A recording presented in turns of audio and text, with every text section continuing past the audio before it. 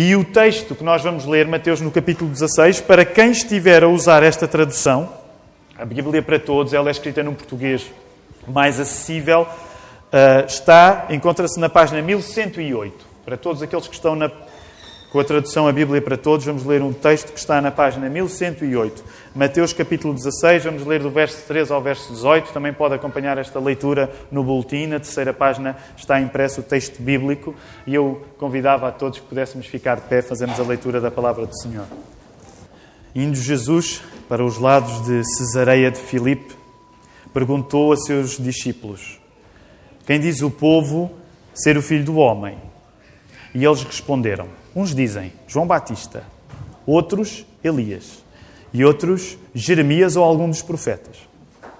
Mas vós, continuou ele, quem dizeis que eu sou?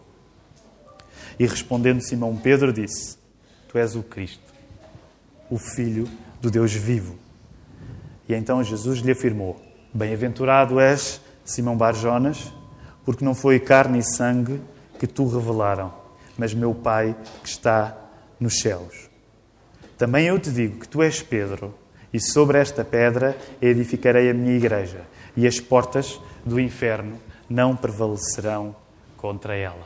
Podemos ficar sentados. Comentava isto na Escola Bíblica Dominical. Este é dos textos que mais uso na nossa igreja para explicar quem Jesus é e quem nós somos. Este texto que acabámos de ler, esta conversa que Jesus tem com os discípulos. Mais importante ainda para o assunto de hoje, eu gostaria de usar este texto bíblico para hoje falar-vos da Igreja e tentar explicar um pouco a importância que a Igreja tem. E não é exagero dizer que para um cristão a Igreja é um assunto de vida ou de morte. Para um cristão a Igreja é um assunto de vida ou de morte. Não é exagero dizer assim e por isso nós vamos estudar um pouco este texto. Este é aquele episódio, como nós acabámos de ler, em que Pedro, o apóstolo Pedro, diz estas palavras: tu és o Cristo, o Filho do Deus vivo, no verso 16. E a força do que Pedro está a dizer, a importância daquilo que Pedro acabou de dizer é tal que representa uma mudança no relacionamento que os discípulos estavam a ter com o Senhor Jesus. Nós podemos pegar nesta frase que Pedro disse, tu és o Cristo, o Filho de Deus vivo, e ela faz um ponto de transformação na amizade que Jesus tem com os seus discípulos. Os teólogos, quando olham para esta conversa, dizem: esta conversa é aquilo que racha ao meio a amizade de Jesus com os seus discípulos. O que é que isto quer dizer? Os discípulos, até esta altura, tinham uma determinada compreensão de Jesus. A partir do momento em que Pedro disse isto, o modo como eles se vão relacionar com Jesus mudou. O modo como os discípulos se vão relacionar com Jesus mudou a partir do momento que esta declaração foi feita. E o mesmo se aplica a nós nesta manhã. Na nossa amizade com Jesus, e nós procuramos ser uma igreja em que essa amizade com Jesus seja a nossa prioridade, há um ponto em que tudo muda. Na nossa amizade com Jesus há um ponto em que tudo muda. E que ponto é esse? É quando nós reconhecemos que Jesus não é apenas uma inspiração, como temos estado a falar, mas é aquele momento em que nós reconhecemos que Jesus é o Filho de Deus, que Jesus é o próprio Deus. Pai, Deus Filho, Deus Espírito Santo. A nossa relação com Jesus muda quando nós declaramos que Ele é Deus. E podemos, à custa disto, ser um bocadinho radicais, deixem-me ser um bocadinho radical, e estender a lógica a todas as pessoas que vivem atualmente no planeta Terra. Estender esta lógica a todas as pessoas que já viveram no planeta Terra e estender esta lógica a todas as pessoas que ainda vão viver no planeta Terra. Todas as pessoas que viveram, que vivem e que viverão no planeta Terra, elas terão de lidar com a necessidade de dizer que Jesus Cristo é Deus. Por isso é que em Filipenses 2:10 a Bíblia diz que um dia todos os seres humanos terão de declarar que Jesus é Filho de Deus. Quer aqueles que já o fizeram em vida, quer aqueles que não o fizeram. Esta afirmação, tu és o Cristo, o Filho de Deus vivo, é a afirmação mais importante da nossa vida, porque é aquela que também determina o nosso destino eterno. E eu hoje não quero gastar grande parte do nosso tempo a falar no nosso destino eterno, mas gostaria de dedicar apenas uns segundos a falar no nosso destino eterno. Há pouco na escola dominical nós falávamos acerca das facilidades e das dificuldades que nós temos de falar na Bíblia às pessoas. E uma das coisas que a Adelaide partilhava é que um dos assuntos que acaba por ser mais frequente e mais difícil, quando nós falamos na nossa fé, a pessoas que ainda não creem, é precisamente a questão do destino eterno. O céu e o inferno. E permitam-me este entre parênteses.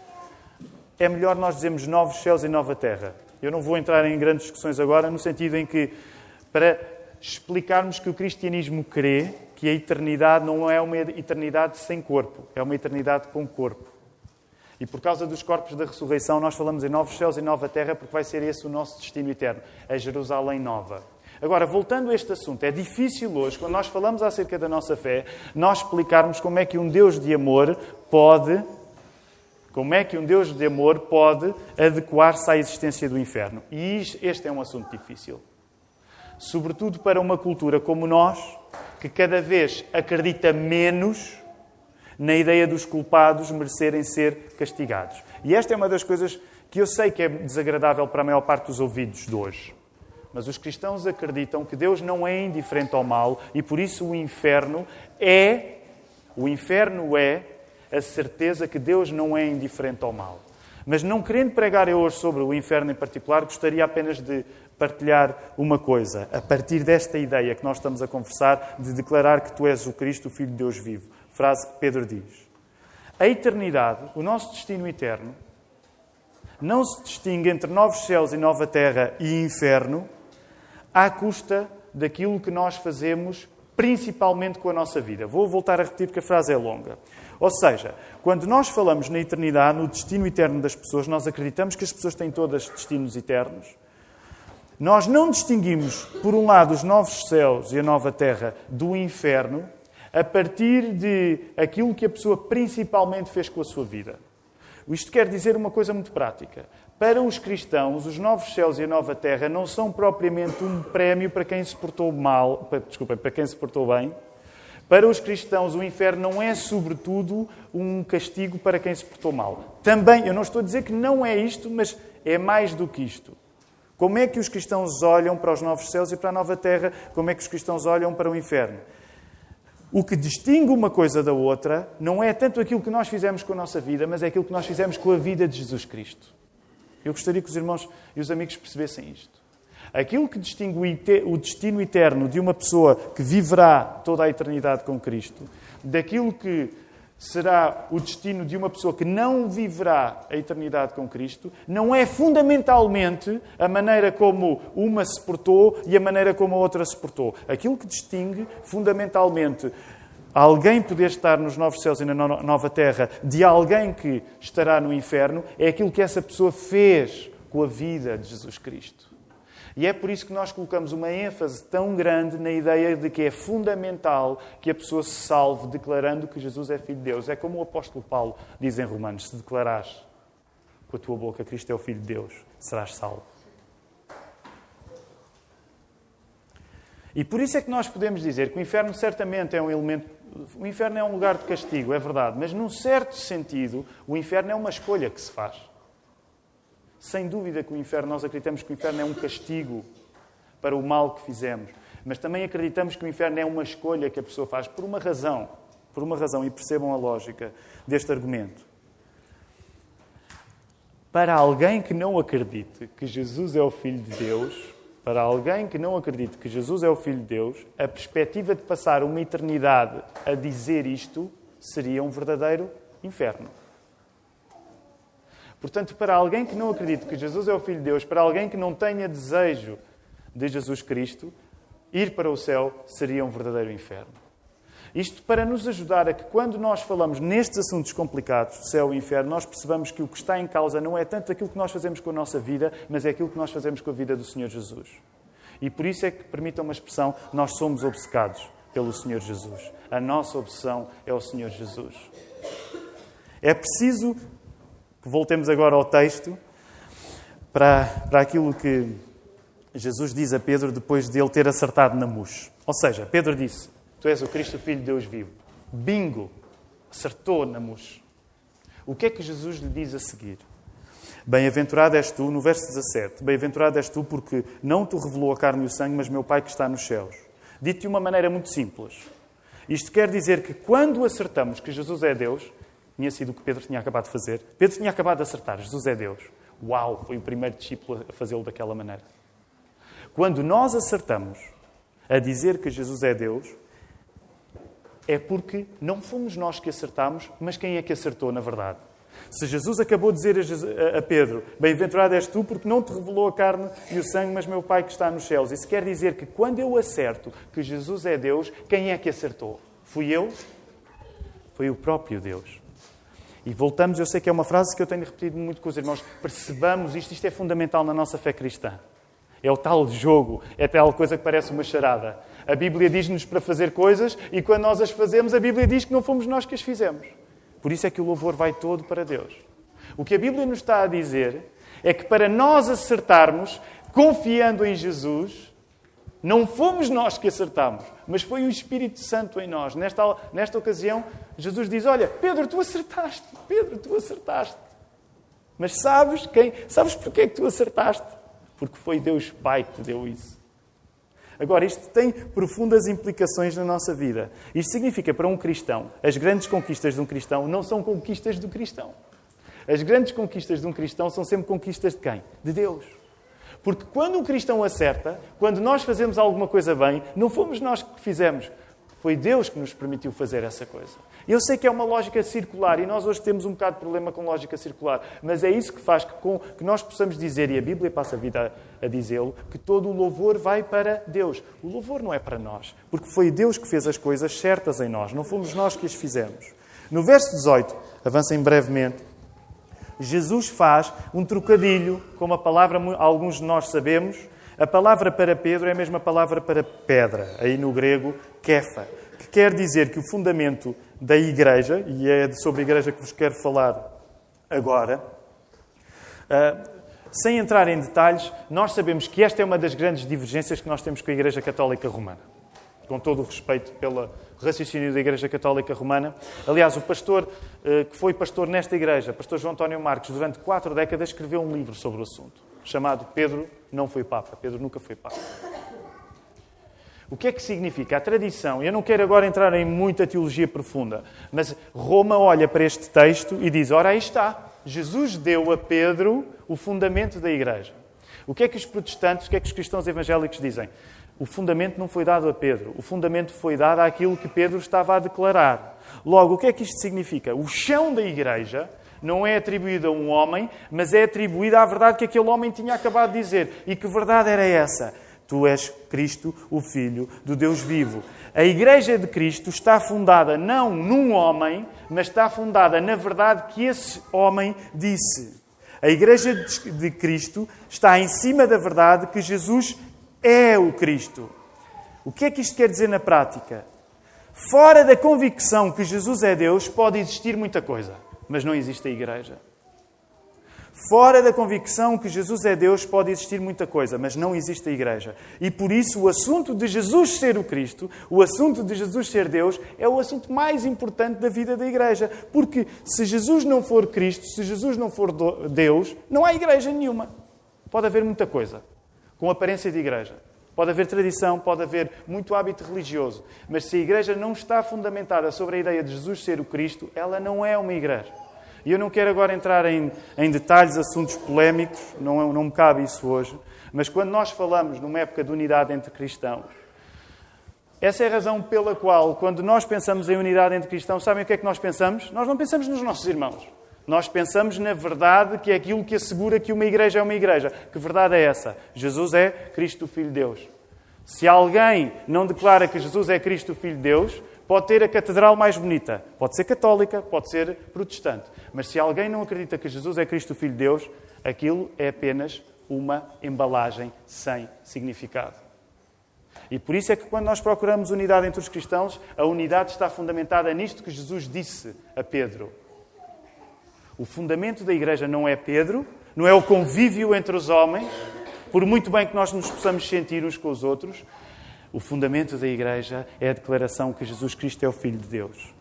Se a divindade de Cristo não for reconhecida numa Igreja, não há unidade que nós tenhamos de ter aí. Por isso este é um assunto muito importante. No nosso boletim, a terceira página está aí. A palavra igreja vem do termo grego usado para traduzir a palavra hebraica congregação. No hebraico, a palavra congregação é kahal. No sentido de congregação, o povo de Deus. No grego, a palavra aplicava-se à assembleia. Ou seja, quando a palavra eclésia, no grego, aparece no Novo Testamento, ela era a mesma palavra que era usada, por exemplo, nas cidades de cultura grega para falar de assembleias de cidadãos. Se havia uma assembleia de cidadãos, a palavra usada era a palavra eclésia. Ora, Jesus vai explicar uma coisa acerca da substância de ser igreja que eu gostaria que nós hoje percebêssemos. Qual é a substância de ser igreja? O que é uma igreja? Qual é o caráter de uma igreja? E o que é que Jesus diz? Jesus diz-nos no verso 18 um pouco daquilo que nós precisamos de entender que é o caráter da igreja. O que é a igreja? O que é a substância da igreja? Que substância é essa? Essa substância é vista neste texto a partir do facto das portas do inferno não poderem prevalecer contra a igreja. As portas do inferno queriam, naquele contexto, dizer a morte. Logo, tomemos atenção ao que Jesus está a dizer. Jesus está a dizer uma coisa sobre a sua igreja. Está a dizer como é que a sua igreja é. E explica assim, a igreja, a comunidade do povo de Deus, daqueles que creem que Jesus é o Cristo, a igreja, a comunidade do povo de Deus, daqueles que creem que Jesus é o Cristo, como é que nós podemos saber uma característica importante acerca dela? Ela não vai terminar com a morte. A igreja não vai terminar com a morte. Porque as portas do inferno não vão prevalecer contra a igreja. A igreja é maior do que esta vida. A igreja é maior do que esta vida. E por isso nós podemos usar a palavra eternidade para descrever a importância da igreja. Qual é a importância que dás à igreja? A palavra eternidade deve ser a palavra que usas para descrever a importância da igreja. Porque a igreja é literalmente um assunto de vida ou de morte. Sabem porquê? Porque a morte não vai acabar com a igreja. A morte não vai acabar com a igreja. Na semana passada nós concluímos que nascer de novo... Lembram-se a conversa da semana passada entre Jesus e Nicodemos? Estivemos a falar acerca do nascimento, novo nascimento. E uma das coisas que falámos é que Jesus não é apenas uma inspiração para nós, Ele é o nosso Deus. Logo, nascer de novo, esta expressão que nós fazemos questão de usar nas igrejas cristãs evangélicas, nascer de novo é a solução que Jesus apresentou a Nicodemos. E essa solução que Jesus apresentou a Nicodemos, e eu quero ser cuidadoso em dizer isto, mas eu acho que não há alternativa. A solução que Jesus apresentou a Nicodemos é esta.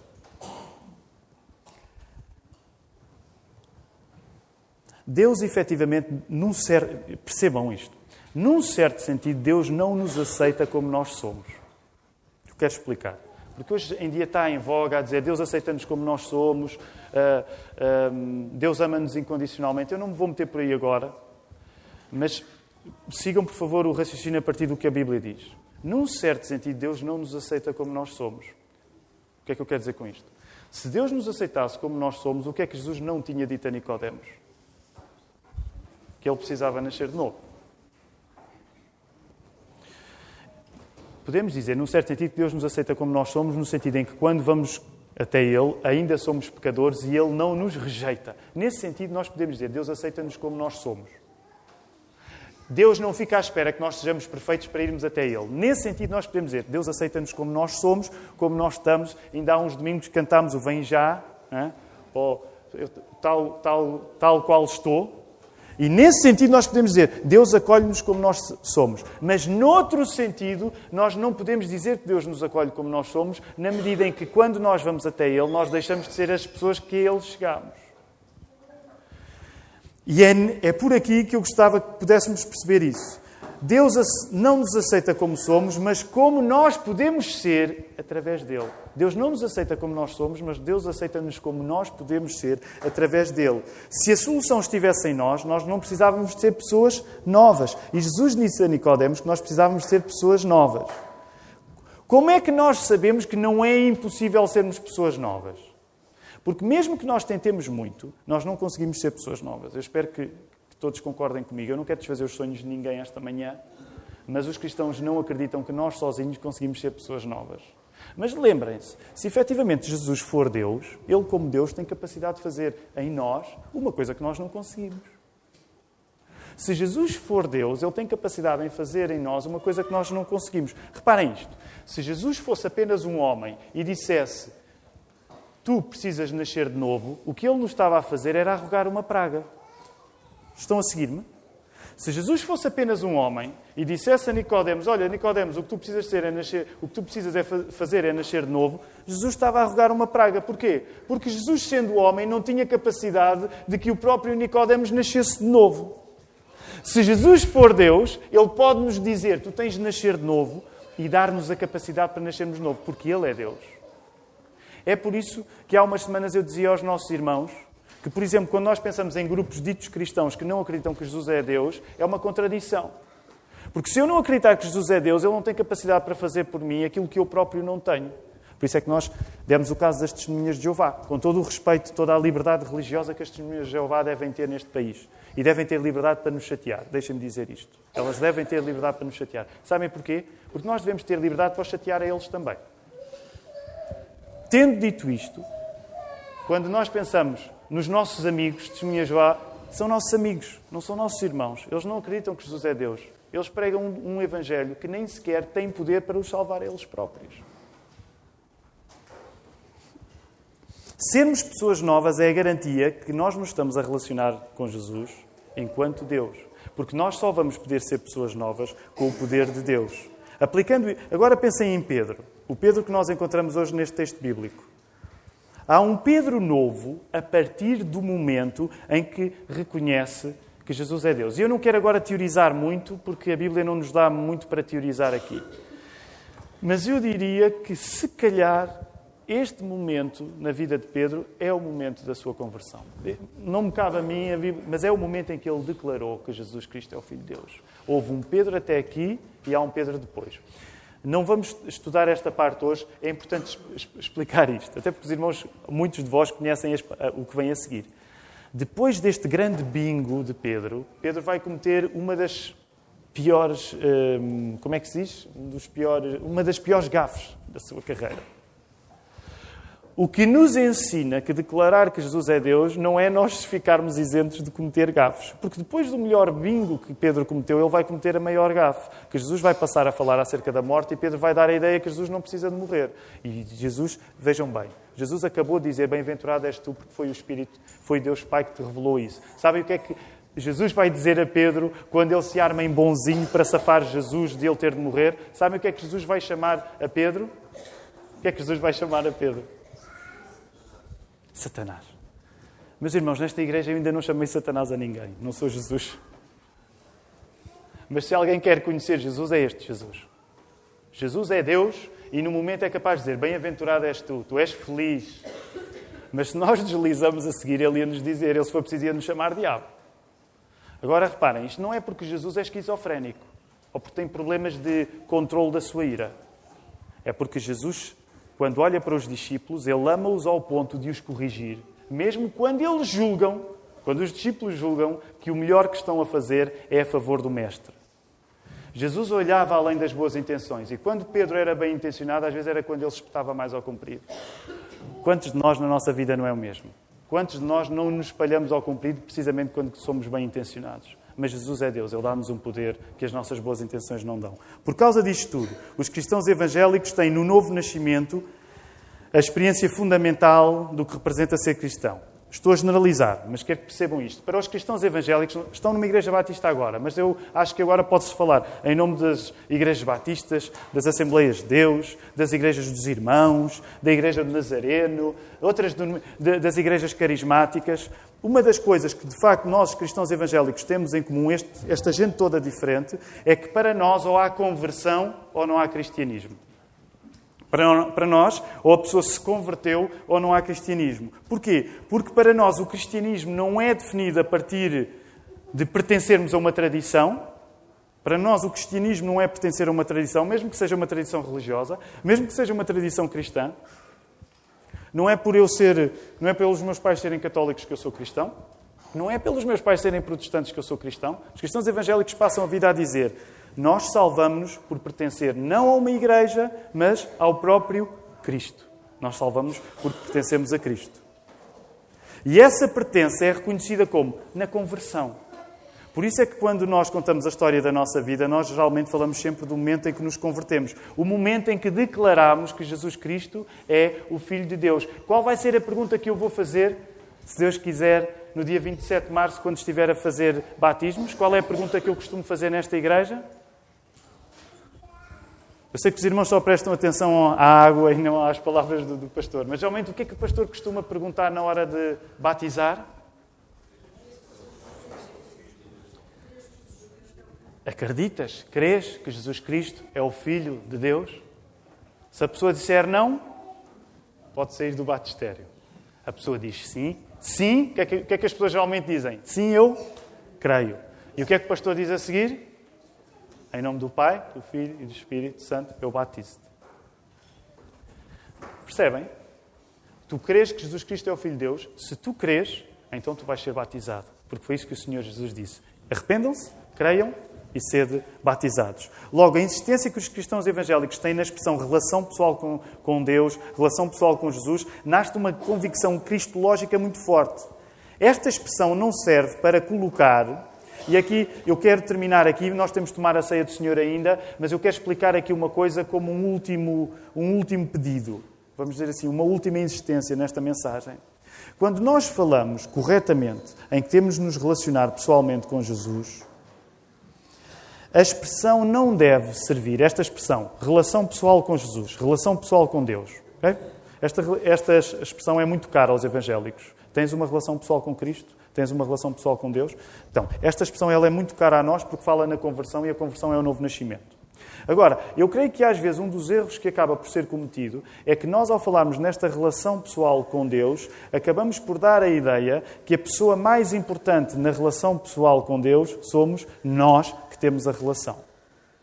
E eu estou a simplificar muito, mas sabem que, às vezes, falando com algumas pessoas que não cresceram no meio evangélico, uma coisa que eu quero dizer como uma coisa boa, que é a relação pessoal com Deus, relação pessoal com Jesus, às vezes, em alguns casos, é interpretado como se fosse uma arrogância. Não sei se já aconteceu convosco. Depende dos amigos que temos. Mas às vezes uma coisa bem intencionada que eu quero dizer que é, olha, eu tenho uma relação pessoal com Jesus. Eu tenho uma relação pessoal com Deus. Às vezes num ambiente culturalmente mais católico romano, é interpretado como uma certa ousadia. Como, mas quem és tu para estares convencido que tens uma relação pessoal com Deus? E eu não quero agora fazer um estudo sociológico, mas numa cultura muito influenciada pelo catolicismo, como é uma cultura que separa muito aquilo que é sagrado daquilo que é profano, quando o evangélico chega cheio de genica a dizer eu tenho uma relação pessoal com Deus, ele parece assim uma criatura estranha, porque parece que não respeita a diferença entre uma coisa e outra. Agora, lembrem-se, o que eu vos estou a dizer é que sublinhar relação pessoal com Jesus é uma coisa muito importante, mas quero fazer-vos um pedido. Quando nós falamos na relação pessoal com Jesus, na relação pessoal que temos com Deus, lembrem-se que a pessoa que deve estar a ser salientada nessa relação não somos nós, que temos uma relação pessoal com Deus. A pessoa que deve estar a ser salientada quando nós falamos na relação pessoal com Deus, não somos nós. A ligação que deve estar a ser salientada não é a nossa ligação a Deus, ela é importante, mas é a ligação que Deus Pai tem com Deus Filho. Sigam-me, por favor. Quando nós falamos na conversão, no novo nascimento, por favor, coloquem mais paixão em falar na relação que Deus Pai teve com Deus Filho desde sempre. Relação essa que permite que nós tenhamos uma relação com Ele. Estão a seguir-me? Quando nós falarmos na amizade que temos com Jesus, coloquemos a tónica não tanto na ligação entre mim e Deus, mas na ligação entre Deus Pai e Deus Filho, para posteriormente explicarmos que por causa dessa ligação nós podemos ter uma ligação com Deus. Porquê é que eu estou a distinguir uma coisa que se calhar na nossa cabeça não precisa de ser distinta? Para que o nosso amor, quando nós falamos na conversão, quando nós falamos na necessidade das pessoas se relacionarem com Jesus, elas percebam que aquilo que é mais precioso é o que aconteceu primeiro em Deus. Porque Deus Pai ama o Deus Filho desde toda a eternidade. E que percebam que a relação que é possível eu estabelecer com Deus é uma consequência da relação que existe entre Deus Pai e Deus Filho. Lembram-se a semana passada Há 2 semanas, quando falávamos na conversa na última ceia, em que Jesus, no capítulo 17, no texto que nós lemos, em que ele pede, eu peço que eles sejam um como tu és em mim. A nossa paixão tem de ser dizer, eu tenho uma relação com Deus, porque desde sempre Deus Pai teve uma relação com Deus Filho. O centro da minha relação com Deus não sou eu. O centro da minha relação com Deus é Cristo. Porque se Cristo não tivesse desde toda a eternidade uma relação com Deus Pai, eu não tinha capacidade de ter uma relação com Ele. Logo, isto vai permitir que quando nós apresentemos a nossa fé, ela esteja mais virada para Cristo do que para nós. Não devemos ter medo desta expressão, relação pessoal com Jesus, relação pessoal com Deus. Mas o nosso individualismo não pode ser muito. O título deste sermão, e é aqui que eu gostaria que concluíssemos, perguntava, cristianismo sem igreja. É aqui que se apresenta o risco. E eu vou apenas levantar o assunto. Não vou falar muito sobre ele. Às vezes, percebam isto. É uma coisa boa o cristianismo evangélico ser um cristianismo individualista. Eu sei que a palavra individualista tem má reputação hoje em dia, mas eu quero explicar a razão boa em usarmos o termo individualista. Individualismo. Deus salva alma a alma, indivíduo a indivíduo. Quando alguém nos pode dizer, vocês cristãos evangélicos são os individualistas, nós por um lado devemos dizer, pois somos e devemos ser individualistas, porque Deus não salva em promoção. Paga 1 e leve 2. Deus salva 1 a 1. Devemos ser individualistas nesse sentido. Mas lembrem-se, cuidado com o individualismo. E o individualismo no meio protestante às vezes corre mal a um ponto em que a igreja fica como um extra. A maneira como eu tenho explicado isto às pessoas que se estão a preparar com o batismo é uma maneira pouco sofisticada, mas deixem-me partilhar. Às vezes os cristãos evangélicos dão a ideia que a igreja é como o ketchup no McDonald's. E agora os pequeninos começaram a ouvir o sermão. Às vezes os cristãos evangélicos a falar na sua fé tratam a igreja como se fosse ketchup no McDonald's. Eu sei que... Bem, não sei se alguém aqui nunca foi ao McDonald's. Se for o caso, seria fantástico. Mas no McDonald's, a gente quando vai, a pessoa pergunta, quer ketchup? E nós pedimos, não pagamos mais por isso. Conforme nos apetece, nós comemos as batatas com ketchup ou sem. Ora, eu sei que estou a caricaturar. No meio evangélico, muitas vezes as pessoas pensam da mesma maneira. O importante é eu ser salvo, eu ter uma relação pessoal com Jesus, eu ter uma relação pessoal com Deus, e a igreja vai ser o extra que eu vou usar quando me apetecer. E é aqui que eu tenho de ser um bocadinho bruto. A igreja não é um extra na sua salvação. A igreja é aquilo para o qual você foi salvo. A igreja não é um extra. A igreja é aquilo para o qual foi salvo. A igreja é aquilo que a morte vem aí e a igreja é que ganha. Quando nós estivermos no novo Sião, nos novos céus e na nova terra, veja lá bem, Jesus foi-nos preparar casas, é verdade, mas nós vamos viver em comunidade uns com os outros. Se nós passarmos a vida a desvalorizar a igreja, nós passamos a vida a desvalorizar a própria salvação. E essa é a razão porque não faz sentido, e eu sei que estou a simplificar, mas não faz sentido haver cristãos que têm a igreja como um extra. Esses cristãos não percebem aquilo para o qual estão a ser salvos. É que se os cristãos acham que a igreja é um extra, o céu vai ser um inferno para eles. Se nós acharmos que a igreja é um extra, o céu vai ser um inferno para nós. Porque nós vamos viver em comunhão uns com os outros. Essa é a razão porque não faz sentido eu dizer-me que sou cristão e não ter um compromisso com uma igreja. Não é um extra, não é um ketchup na batata frita. É a própria comida. É a própria comida. E por ser comida, ainda é mais significativo que a ordenança que o Senhor Jesus nos tenha dado seja comer do pão e beber do vinho uns com os outros. E é isso que nos vamos preparar para fazer agora.